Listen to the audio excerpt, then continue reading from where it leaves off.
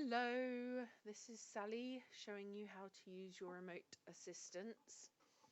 So if I've asked you to connect to my remote assistants, which is Zoho Assist, you will receive an email in your inbox looking like this, edwardsjsally@gmail.com, Zoho Assist.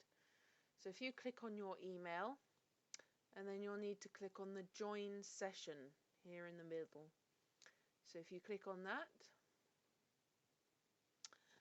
it will come up with a window like this, and you will need to click on download. You can read this. It's simply saying that I've invited you to join a remote session. I will be able to view and access your computer, and then it tells you here, join remote sessions only with people you recognise and trust. So don't use this with anyone but me. Download and run the application to join the support session.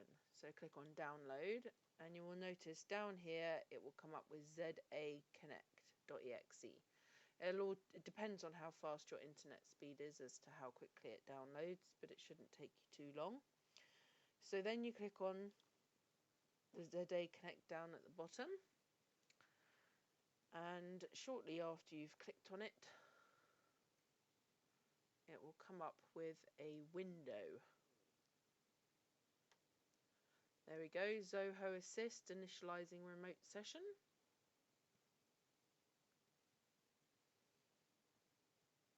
And then we just ignore all this now. And then you see down at the bottom here on the right, it's come up with Zoho Assist. And it says you're about to join a remote session.